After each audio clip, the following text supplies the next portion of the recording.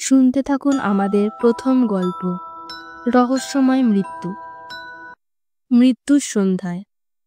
বিকেল গড়িয়ে সন্ধ্যা নামতে না নামতেই কলকাতার এক অভিজাত আবাসনের ৭ম তলার ফ্ল্যাট থেকে শোনা গেল এক নারকীয় চিৎকার। ফ্ল্যাটের বাসিন্দা ব্যবসায়ী বিভাস মুখার্জি মাটিতে পড়ে আছেন, রক্তাক্ত নিথর। পাশে এক ভাঙা গ্লাস, ছড়িয়ে ছিটিয়ে থাকা কাগজপত্র, আর জানলার পাশে একটা পারফিউমের বোতল পড়ে আছে। আতঙ্কে সবাই ছুটে এলেন। সবার মুখে একটাই প্রশ্ন, এটা আত্মহত্যা না খুন? গোয়েন্দার আগমন। সংবাদ পেয়ে ঘটনাস্থলে এলেন অর্পিতা রায়, শহরের অন্যতম দক্ষ গোয়েন্দা। সঙ্গে তার সহকারী ও পুরনো বন্ধু নিহারিকা সেন। ঘটনাস্থলে পৌঁছেই অর্পিতা ঘরের চারিদিকটা দেখতে থাকলো। মৃতদেহের পাশেই কাছের গ্লাস, মনে হচ্ছে বিষ প্রয়োগ করা হয়েছে। নিহারিকা কিছুটা নড়ে চড়ে বলে উঠল, আর ওখানে পড়ে থাকা পারফিউমের বোতলটা দেখেছো? অর্পিতা পারফিউমের বোতলটা হাতে তুলে নিয়ে বলল, এটা তো নামি ব্র্যান্ডের পারফিউম। এই আবাসনে খুব কম মানুষই এটা ব্যবহার করে। ঠিক তখনই বিভাসের স্ত্রী সঞ্জনা কান্নায় ভেঙে পড়লেন। শোকাহত অবস্থায় সঞ্জনা বলল, আমি জানি না এটা কে করলো। আমার স্বামীকে কেউ খুন করতে কেন চাইবে? অর্পিতা শান্ত গলায় বলে উঠল, শেষবার বিভাসবাবুকে কে দেখেছিলেন? সুলগ্না দত্ত, বিভাস মুখার্জির বান্ধবী, এক পা এগিয়ে এলেন। সন্ধ্যা 6টার দিকে আমি এসেছিলাম কিছু কথা বলার জন্য, কিন্তু আমাদের মধ্যে কিছু ঝগড়া হয়। আমি তাই রেগে বেরিয়ে যাই। নিহারিকা চোখ বড় বড় করে বলে উঠল, ঝগড়া? কিসের জন্য? সুলগ্না দ্বিধাগ্রস্ত হয়ে বলল, ব্যক্তিগত ব্যাপার। অর্পিতা কিছু বললেন না, শুধু খেয়াল করলেন সুলগ্নার হাতেও একই পারফিউমের গন্ধ রয়েছে। সন্দেহের দানা বাঁধা। খুনের রহস্য গভীর থেকে গভীরতর হতে থাকলো। সঞ্জনার কথাবার্তায় যদিও কিছু ধরা পড়েনি, কিন্তু সুলগ্নার আচরণ রহস্যজনক ছিল। ঠিক তখনই অজিত চৌধুরী, বিভাসের পারিবারিক আইনজীবী, এসে বললেন, গতকাল বিভাসবাবু তার উইল বদলানোর কথা বলেছিলেন। আমি আজই আসতাম, কিন্তু তার আগেই। অর্পিতা তীক্ষ্ণ স্বরে বলে উঠল, বদলানোর কারণ? তারপর অজিতবাবু বলে উঠলেন, তার সম্পত্তির বড় অংশ তার স্ত্রী সঞ্জনার নামে ছিল, কিন্তু তিনি সেটা সুলগ্নার নামে করে দিতে চেয়েছিলেন। নিহারিকা চমকে উঠল। তাহলে সঞ্জনারও তো খুনের কারণ থাকতে পারে।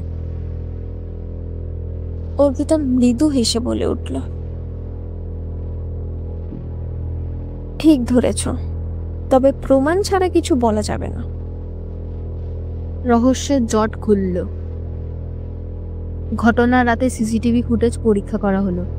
দেখা গেল সন্ধ্যা 6টার সময় সুলগ্না ঢুকছেন, কিন্তু 7টার একটু পরেই দৌড়ে দৌড়ে বেরিয়ে গেছেন। কিন্তু অর্পিতা অন্য কিছু খেয়াল করলেন। এরপর অর্পিতা বললেন, সিসিটিভি ফুটেজে ঠিক রাত 7:15 পর কেউ একবারও এই ফ্ল্যাটে ঢোকেননি। তাহলে বিভাসবাবু মারা গেলেন কিভাবে? তদন্ত করতে করতে তিনি খেয়াল করলেন পারফিউমের বোতলটা একটু বেশি ভারী লাগছে। বোতলটা খুলতেই বেরিয়ে এলো একটা ছোট্ট সিরিঞ্জ। অর্পিতা গম্ভীর গলায় বলল, এই পারফিউমের বোতলে লুকিয়ে রাখা হয়েছিল বিষাক্ত এক ইনজেকশন। সবাই হতভম্ব হয়ে গেল। নিহারিকা বলল, তাহলে খুনের পরিকল্পনা ছিল বিভাসবাবুর গ্লাসে বিষ মেশানোর?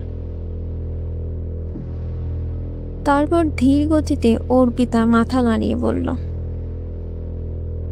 তার থেকে বেশ ধূর্ত পরিকল্পনা ছিল এটা। নিবাসবাবু পারফিউম ব্যবহার করতে গিয়ে নিজের অজান্তেই বিষাক্ত তরল ইঞ্জেকশনটি নিজের গলায় ঢেলে ফেলেন। এটা ছিল স্লো অ্যাক্টিং পয়জন, যা কয়েক মিনিটের মধ্যেই কাজ করে। সঞ্জনা অস্পষ্টভাবে বলেন, কিন্তু এটা তো মানে। এরপর অর্পিতা বলে উঠল, হ্যাঁ, এই খুন পরিকল্পিত এবং এটা করেছে সুলগ্না দত্ত। আসল সত্য প্রকাশ। সুলগ্না কাঁপতে কাঁপতে বলল, না, আমি করিনি। কিন্তু তার হাত থেকে পাওয়া সেই পারফিউমের বোতল পরীক্ষা করে দেখা গেল সেটাতেই লুকিয়ে রাখা ছিল সেই বিষাক্ত সিরিঞ্জ। অবশেষে সুলগ্না ভেঙে পড়লেন। বিভাস আমায় ঠকিয়েছিল, বলেছিল আমাকে সব দেবে, কিন্তু শেষ মুহূর্তে নিজের সিদ্ধান্ত পাল্টে আবার সঞ্জনার দিকে ঝুঁকেছিল। আমি ওকে শান্তি দিতে চেয়েছিলাম। তারপর পুলিশ এসে সুলগ্নাকে গ্রেফতার করল। রহস্যের সমাপ্তি। অর্পিতা নিহারিকা বাড়ি ফেরার পথে দাঁড়িয়ে গেলেন। নিহারিকা বলল, তাহলে অবশেষে রহস্যের সমাধান হলো? এরপর অর্পিতা বলল, হ্যাঁ, আরেকবার অপরাধীর মুখোশ খুলে গেল। কিন্তু জানো সবচেয়ে ভয়ঙ্কর অস্ত্র কি? নিহারিকা চমকে বলে উঠল, কি? অর্পিতা বলল, বিশ্বাসঘাতকতা। সেটা সবার আগে খুন করে। সমাপ্তি।